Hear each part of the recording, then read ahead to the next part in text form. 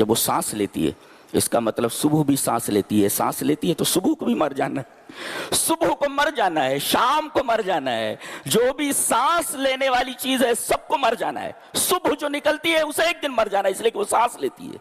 وَالصُّبْحِ اِذَا تَنَفَّسَ، صبح کی قسم جب وہ سانس لیتی ہے۔ اتنی حیرت ناک بات ہے، آج سے 1400 سال پہلے کہہ دیا گیا۔ جانتے اس کا کیا مطلب ہے؟ یہ درخت سب سے زیادہ آکسیجن صبح کے وقت چھوڑتے ہیں، وہ صبح سانس لے رہی ہے، لہذا صبح کے وقت اٹھنا یہ صحت کے لیے زیادہ مفید ہے۔ وَالصُّبْحِ اِذَا تَنَفَّسَ، قسم ہے صبح کی جب وہ سانس لے۔ جو جتنی بھی چیزیں انرجی لیتی ہیں اور انرجی چھوڑتی ہیں سب کو مر جانا ہے، اس لیے کہ وہ نفس ہے، سانس لیتے ہیں، سانس چھوڑتے ہیں۔ اسٹیفن ہاکنگ ایک بہت بڑا سائنسداں گزرا ہے، یہ دوسرا آئنسٹائن ہے۔ آئنسٹائن ایک بہت بڑا سائنسداں گزرا ہے اور اسٹیفن ہاکنگ پورا جسم اس کا پیرالائز تھا، بہت بڑا سائنسداں ہے۔ یہ دوسرا آئنسٹائن ہے، آئنسٹائن کے درجے کا سائنسداں ہے، مر گیا ابھی حال ہی میں، اور ملحد ہی مرا، وہ ایتھیسٹ تھا، وہ مر گیا۔ اس نے بلیک ہولز کے اوپر کام کیا ہے۔ بلیک ہول جانتے کسے کہتے ہیں؟ خلا میں گھومتے ان دائروں کو بلیک ہولز کہا جاتا ہے جو ہر چیز کو ہڑپ کر جاتے ہیں۔ بجلی جاتی، بجلی گم ہو جاتی ہے، بجلی کو کھا جاتی ہے، یہاں تک کہ ٹائم، وقت، ٹائم کو بلیک ہولز کھا جاتے ہیں۔ سائنسدانوں کا یہ کہنا تھا کہ بلیک ہولز مرتے نہیں ہیں، اس سائنسدان نے بلیک ہولز کے اوپر کام کیا اور بتایا کہ بلیک ہولز بھی مر جاتے ہیں، اللہ، اس لیے کہ وہ انرجی چھوڑتے ہیں۔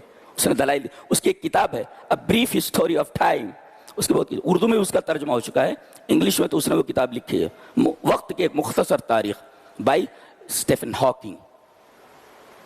اللہ تبارک و تعالیٰ اتنا ذہن دے دیتا ہے پھر بھی یہ ملحد کیوں مرتے ہیں، سمجھ میں آتا ہے۔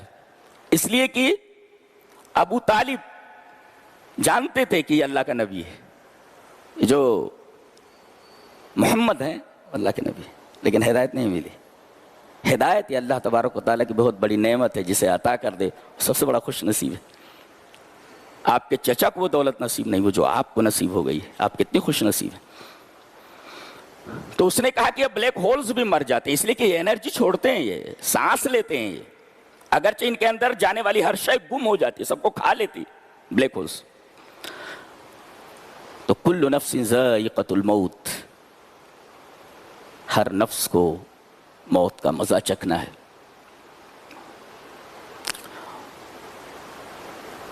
دنیا میں ہر چیز کا ایک ذائقہ ہوتا ہے، ہر چیز کا ذائقہ ہوتا ہے، اور آدمی ان مختلف ذائقوں کو برت کر بتا سکتا ہے کہ اس ذائقے کی کیفیت کیا ہے، میٹھا ہے کہ کڑوا ہے، پھیکا ہے، تیکھا ہے۔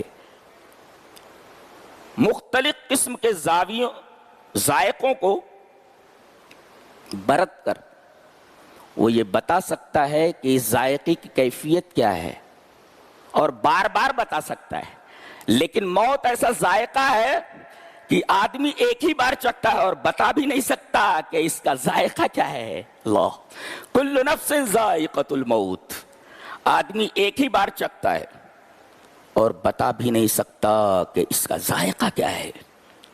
تو ویسے تو دنیا میں مختلف چیزوں کے ذائقے ہیں، آدمی بار بار ان ذائقوں کو لیتا ہے اور ان کی کیفیت کو بتاتا ہے، لیکن موت کا ذائقہ اسے بھی آدمی چکھے گا ایک دن، لیکن جب چکھے گا تو اس کی کیفیت نہیں بتا سکتا، اور ایک ہی بار چکھے گا، بار بار موت کا ذائقہ نہیں چکھ سکتا۔ یہ موت کے ذائقے میں اور دنیا کی دیگر چیزوں کے ذائقے میں فرق ہے۔ کل نفس ذائقۃ الموت، ہر نفس کو موت کا مزہ چکھنا ہے، ہر نفس موت کا مزہ چکھنے والا ہے۔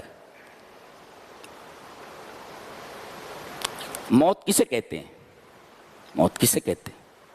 موت نام ہے روح کا جسم سے متصل ہو جانے کا، روح کے جسم سے اتصال کا نام حیات ہے، اور روح کے جسم سے انفصال کا نام موت ہے۔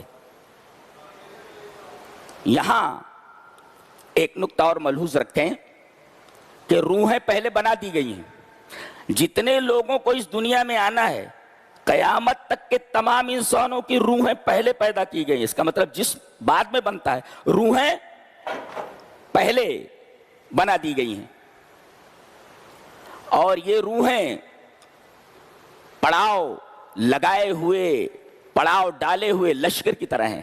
الارواح جنود مجندہ، جیسے پڑاؤ ڈالے ہوئے ایک لشکر ہوتا ہے، ایسے ہی روحیں پڑاؤ ڈالے ہوئے ایک لشکر کی طرح ہیں. اس میں ایک روح دوسرے سے ملتی ہے، تعارف ہوتا ہے، ایک روح دوسرے سے محبت کرتی ہے، ایک روح دوسرے سے نفرت کرتی ہے. تو روحیں پہلے بنی ہوئی ہیں. اب بچہ جب ماں کے پیٹ میں بن جاتا ہے تو وہاں سے اس روح کو، روح پر نمبر لگا ہوتا ہے کہ یہ جسم، یہ جو بنا ہے کس جسم میں اس کو جانا ہے. تو ایک متعین جسم میں ایک متعین روح کو جانا ہے، وہاں سے روح کو اٹھا کر کے اس جسم میں ڈال دیا جاتا ہے. ماں کے پیٹ میں 4 مہینے جب گزر جاتے ہیں تو بچے کے جسم میں روح پھونک دی جاتی ہے. 4 مہینہ گزرتے ہی روح پھونک دی جاتی ہے. اسی وجہ سے 4 مہینے کے بعد اگر بچہ پیدا ہوا اور مرا ہوا ہے تو اس کی نماز جنازہ پڑھی جائے گی، اس لیے کہ روح پھونک دی گئی، وہ زندہ ہے. وہ 4 مہینے گزر گئے، 4 مہینے کے بعد اس روح کو اٹھا کر اس جسم میں ڈال دیا جاتا ہے.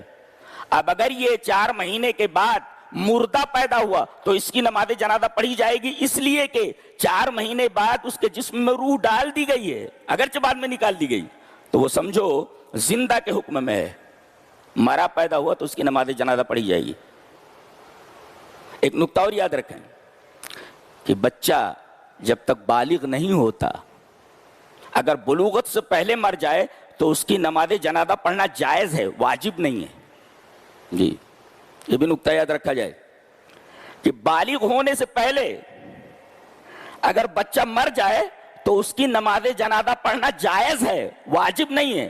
بغیر نماز جنازہ پڑھے ہوئے بھی اس کو دفن کیا جا سکتا ہے، بلوغت سے پہلے اگر مر جائے.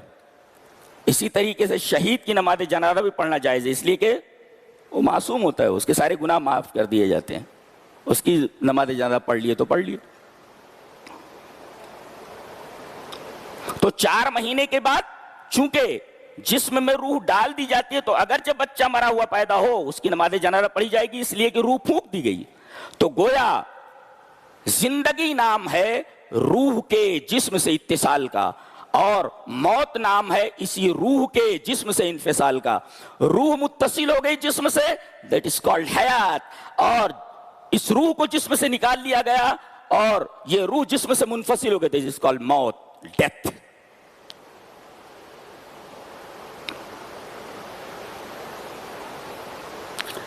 یہ مرنے کے بعد جاتا کہاں ہے؟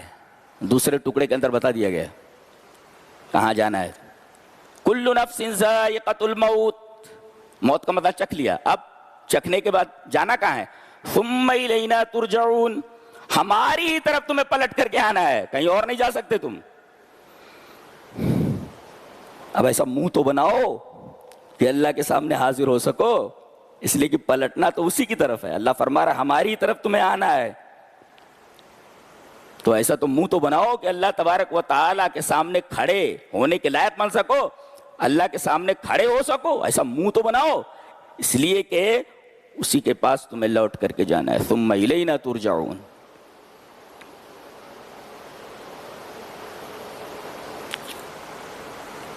یہ روح نکالتے کون ہیں؟ آتے فرمایا گیا قُلْ يَتَوَفَّاكُمْ مَلَكُ الْمَوْتِ الَّذِي أُكِّلَ بِكُمْ ثُمَّ إِلَىٰ رَبِّكُمْ تُرْجَعُونَ.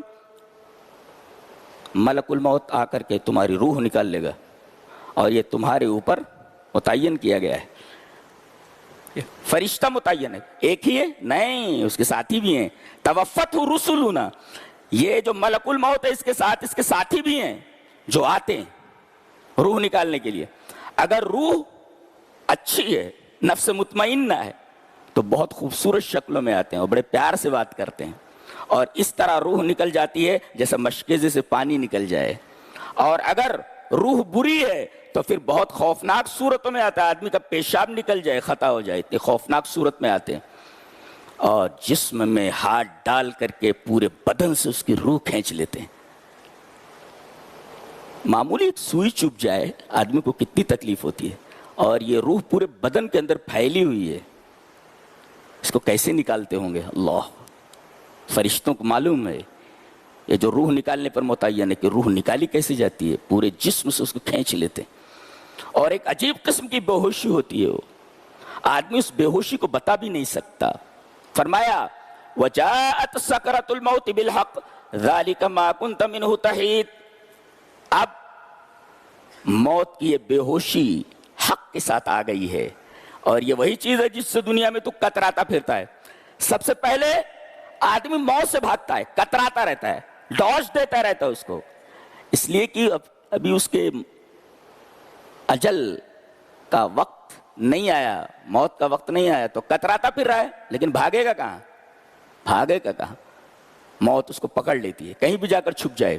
فرمایا گیا اینما تکونوا یدرککم الموت ولو کنتم فی بروج مشیدہ.